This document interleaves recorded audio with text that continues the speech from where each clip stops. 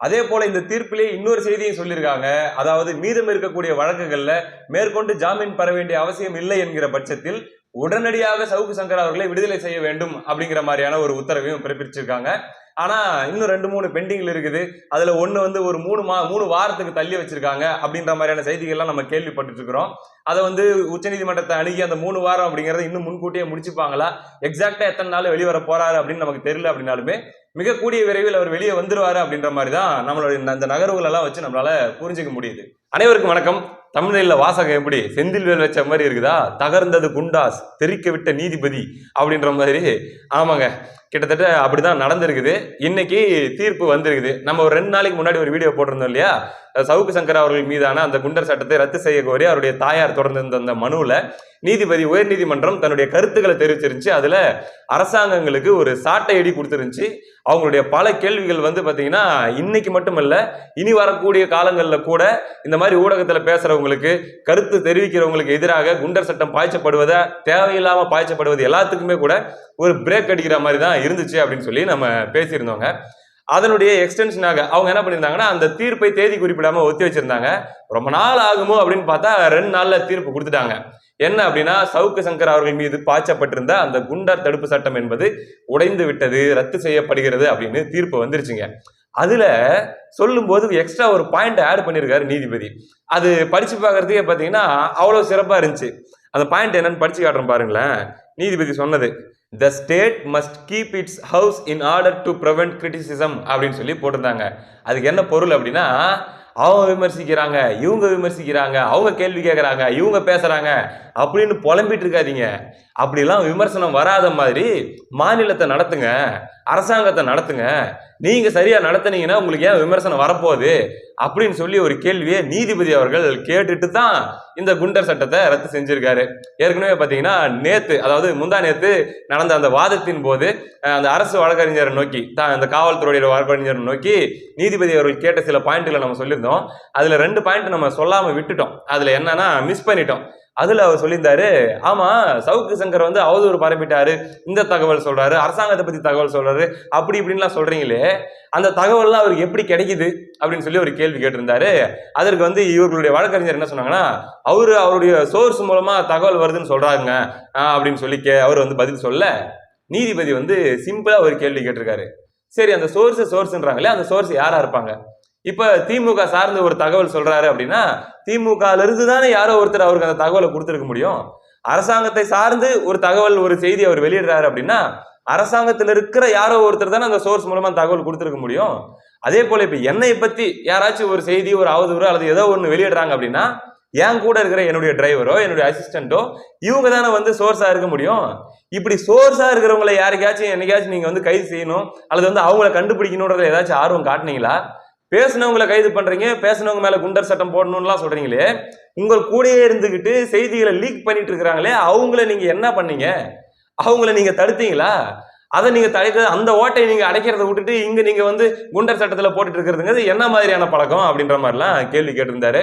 அதே போல வந்து பாத்தீங்கன்னா, அவதூறாக பேசிட்டாங்க அப்படின்னு சொல்லி ஒரு பாயிண்ட் இவங்க எடுத்து வைக்கும் போது, இப்ப சமீபத்துல வந்த அருண் ஐபிஎஸ் இருக்காரு இல்லைங்களா, ரவுடிகளே அவர்களுக்கு புரியக்கூடிய மொழியிலே நாங்க வந்து கட்டுப்படுத்துவோம், அடக்குவோம்னு சொல்லி, இதை கூட எப்படி வேணா நம்ம இன்டர்பிரேஷன் பண்ணிக்கலாம்ல. அந்த புரியக்கூடிய மொழினா என்ன, அவர் வந்து ஏதாச்சும் வன்முறை ரீதியா பேசுறாரா அப்படின்ற மாதிரி எடுத்துக்கலாமா, அப்படின்ற மாதிரி வழக்கு போட முடியுமா, நீங்க போட்டுருவீங்களா அப்படின்ற மாதிரியான கேள்வியும் கூட நீதிபதி அவர்கள் கேட்டு விட்டுருந்தாரு. அவருடைய அந்த கருத்துக்களை பார்க்கும் போதே இந்த குண்டர் சட்டம் அவ்வளவுதான் தேராது, கூடிய சீக்கிரத்துல உடஞ்சிரும் அப்படின்ட்டு எல்லாருமே கணிச்சிருந்தோம். அது எப்போ அப்படின்னு சொல்லி எல்லாரும் பார்த்துட்டு இருக்கும்போது, அது இப்பவே அப்படின்னு சொல்லி நீதிபதிகள் உயர் நீதிமன்றம் அந்த குண்டர் சட்டத்தை உடைத்து விட்டது. இப்ப இது மூலமா என்ன நடந்திருக்குது, என்னப்பா சவுக்கு சங்கருக்கு வந்து அவ்வளவு பெரிய ஃபயர் விட்டுட்டு இருக்கிற அப்படின்ட்டு, இல்லைங்க, இது சவுக்கு சங்கருக்கு ஆதரவான தீர்ப்பு அப்படின்னு சொல்லி ரொம்ப குறுகிய பார்வையில யாரும் பார்த்திடக்கூடாது. இது கருத்து சுதந்திரம், அதாவது ஊடகத்தில் பேசக்கூடியவர்கள், ஆளுங்கட்சிக்கு எதிராக கருத்து தெரிவிக்கிறவர்கள், அல்லது அவர்களுக்கு தெரிந்தோ தெரியாமலோ திட்டமிட்டோ திட்டமிடாமலையோ அவதூறு அப்படின்ற கருத்து அந்த கேட்டகரிக்குள்ள வர மாதிரியான கருத்தை பேசிடக்கூடியவங்க, இப்படி பேசுபவர்களுக்கு எதிராக இந்த தடுப்பு காவல் குண்டர் சட்டம் அப்படிங்கிறத எந்த அரசாங்கமா இருந்தாலும் சரி, இன்னைக்கு திமுக அரசாங்கம் இருக்கலாம், நாளைக்கு வேற ஒரு அரசாங்கம் வரலாம். இன்னைக்கு திமுகவுக்கு ஆதரவு நிலைப்பாட்டில் இருந்துகிட்டு வீடியோ எல்லாம் பேசிக்கிட்டு இஷ்டத்துக்கு ஏதோ பண்ணிட்டு இருக்கிறாங்கல்ல, அவங்க என்ன வேணா பேசலான்ற கருத்து சுதந்திரம் அவங்களுக்கு மட்டும் இருக்குது இல்ல. வாய்க்கு வந்த மாதிரிலாம் தலைவர்களை வந்து இழிவா பேசுறது, ஆபாசமா பேசுறது, அவங்களுடைய தம்ப்நெயிலே கூட உருவ கேலி பண்ற மாதிரியான படங்களை வச்சு என்னென்னலாம் பண்றாங்க. நாளைக்கு அதிகாரம் மாறும்போது இவங்கெல்லாம் மாட்டுவாங்கல்ல. இப்ப இவங்கெல்லாம் பழிவாங்கப்படக்கூடிய சூழல் ஒன்று வரும்ல. ஏன்னா 5 வருஷமா இவங்க என்னென்னடா பண்ணாங்க, இவங்களுக்கு பாடம் கத்துக்கணும்னு சொல்லி அடுத்து வர கவர்மெண்ட் நினைக்கும்ல. அப்ப அவர்களை வந்து தூக்கி உள்ள போட்டு இதே மாதிரி திருப்பி இவங்களை குண்டாசுல போடு, அவனும் வண்டியில கஞ்சா வச்சிருந்தான், அதுக்கப்புறம் வண்டி டிக்கியில கஞ்சா வச்சிருந்தான் அப்படின்னு சொல்லி அதுலயும் 4 பேர் அரெஸ்ட் பண்ணி கேஸ் மேல கேஸ் போட்டு அவங்களையும் 1 வருஷம் உள்ள வைக்கணும் அப்படின்ற மாதிரியான செயல் ஈடுபட்டாலும் அதுவும் கண்டிக்கத்தக்கது. பேசினால் அவதூறு பரப்பினார் என்ற குற்றச்சாட்டு இருந்தால் அவர் மீது வழக்கு தொடர்ந்து நடவடிக்கை எடுங்க. அது தொடர்ந்து அந்த வழக்கை நடத்துங்க.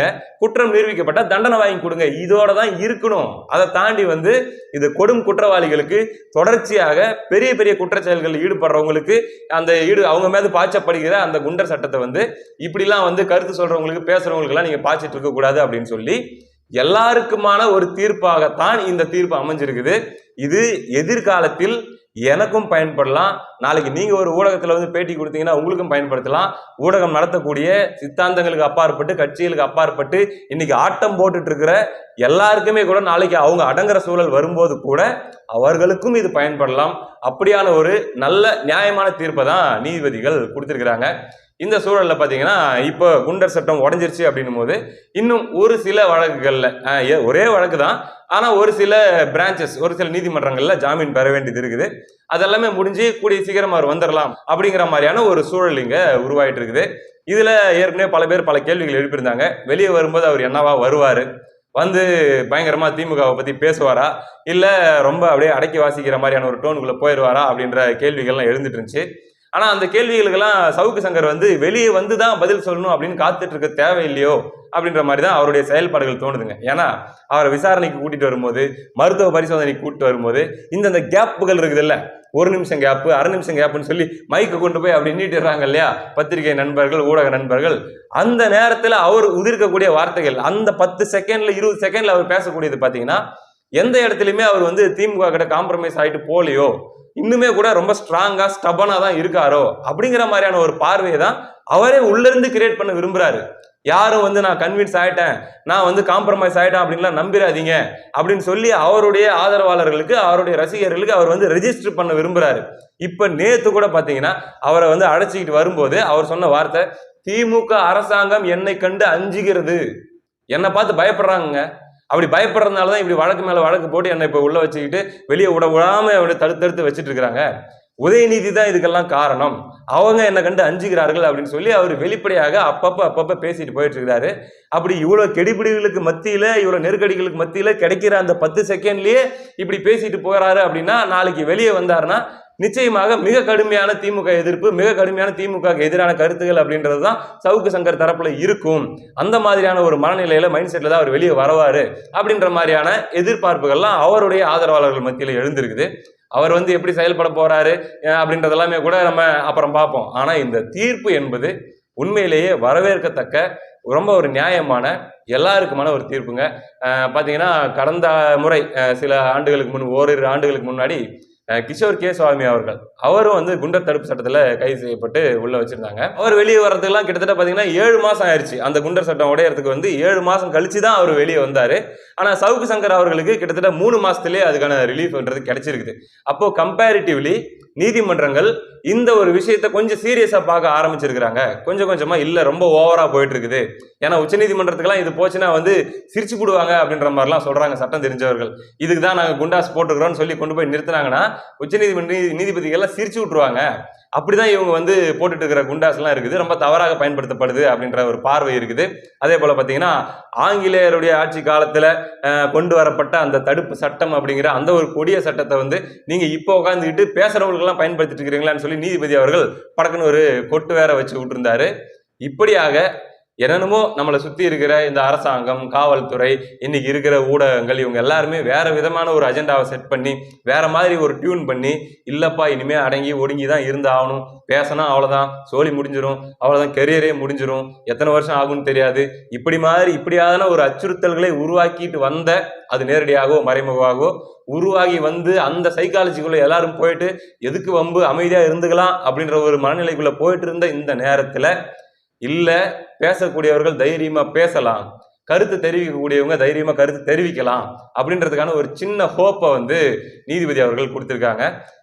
அவதூறுகளாகட்டும் அல்லது கற்பனை கதைகளாகட்டும், திட்டமிட்டு பொய்யின் தெரிஞ்சும் பேசுறதாகட்டும், அதை நம்ம என்னைக்குமே ஆதரிக்கல. என்னைக்குமே நம்ம அது சரிதான், அப்படி பேசுறதுக்கும் சுதந்திரம் வேணும் அப்படின்னு நம்ம சொல்ல. வழக்குகள் போடலாம், வழக்கு நடத்தலாம். ஏங்க அதுவே ஒரு பெரிய மன உளைச்சல், அதுவே பெரிய தண்டனைங்க. குண்டாஸ் அப்படின்றது கூட போட தேவையில்லை. பேசிட்டு இருக்கும்போது கூட நண்பர் சொன்னாரு, என்னன்னா குண்டாஸ்ன்னு போன கூட இல்லை, ஒரு 4 இடத்துல கேஸை போட்டு அலைய விட்டாங்கனாலே போதும், வாழ்க்கையே வெறுத்துருவாங்க அப்படின்ற லெவல்ல தான் இருக்கும் அதுவே. அப்படின்னும் போது அதுவே ஒரு பெரிய தண்டனை. அப்படின்னும் போது குண்டாஸ் அப்படிங்கிறதுலாம் ரொம்ப டூ மச் அப்படின்றத அவங்க சொல்லியிருந்தாங்க. அந்த டூ மச் அவளை இருக்க வேணாம் அப்படின்னு சொல்லி நீதிமன்றம் சொல்லியிருக்குது. பார்ப்போம், நல்லது நடக்கும் அப்படின்னு நம்புவோம்.